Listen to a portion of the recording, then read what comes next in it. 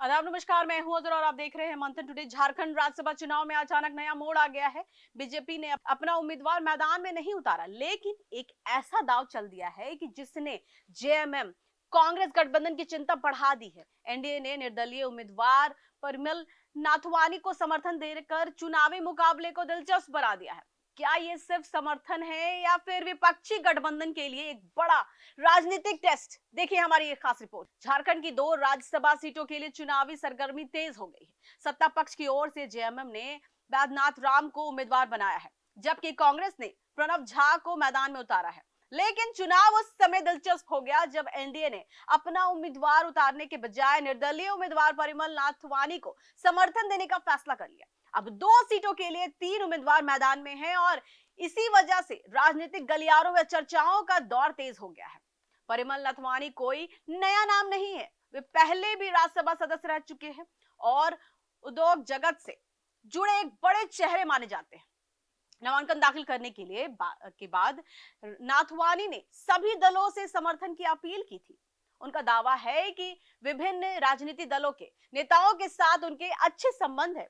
इसी बीच बीजेपी ने भी उनके समर्थन का ऐलान कर दिया, जिससे चुनावी समीकरण अचानक बदलते नजर आने लगी। बीजेपी का कहना है कि उसके पास अपने उम्मीदवार को जिताने लायक संख्या नहीं थी। बीजेपी नेता प्रतुल सहदेव के अनुसार पार्टी के पास 21 विधायक हैं, जबकि जीत के लिए 28 वोटों की जरूरत थी। सहयोगी दलों को जोड़ने के बाद भी संख्या 24 तक ही पहुंच रही थी। ऐसे में पार्टी ने रणनीतिक फैसला लेते हुए निर्दलीय उम्मीदवार परिमल नाथवानी को समर्थन देने का निर्णय लिया। सवाल यह है कि क्या ये सिर्फ सम्मानजनक उपस्थिति दर्ज कराने की कोशिश है या फिर सत्ता पक्ष के वोट बैंक में सेंध लगाने की। दूसरी ओर कांग्रेस इस चुनौती को ज्यादा गंभीर नहीं मान रही। झारखंड कांग्रेस के पर्यवेक्षक और छत्तीसगढ़ के पूर्व मुख्यमंत्री भूपेश बागल ने दावा किया है कि महागठबंधन पूरी तरह एकजुट है और राज्यसभा चुनाव में जीत उसी की होगी।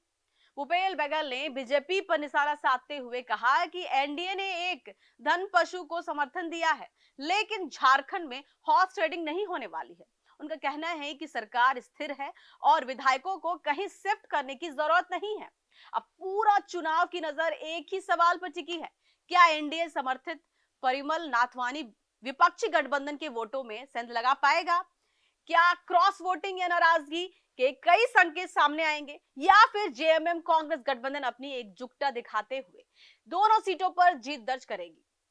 राज्यसभा को सिर्फ 2 सीटों का ये चुनाव अब संख्या के साथ साथ राजनीतिक संदेश को भी लड़ाई बना गया है। तो झारखंड राज्यसभा चुनाव में बीजेपी भले ही सीधे मैदान में नहीं उतरी है, लेकिन परिमल नाथवानी को समर्थन देकर उसने मुकाबले को पूरी तरह दिलचस्प बना दिया है। अब सबकी नजर वोटिंग और अंतिम नतीजों पर होगी कि क्या ये दाव कितना सफल साबित होगा। फिलहाल के इतना ही। देश विदेश की ताजा खबरों को देखने के लिए देखते रहिए मंथन टुडे। अगर आपने हमारे चैनल को सब्सक्राइब नहीं किया है तो अभी करें, लाइक करें, शेयर करें, फॉलो करें और ऐसी ही निष्पक्ष पत्रकारिता देखते रहे मंथन टुडे। शुक्रिया।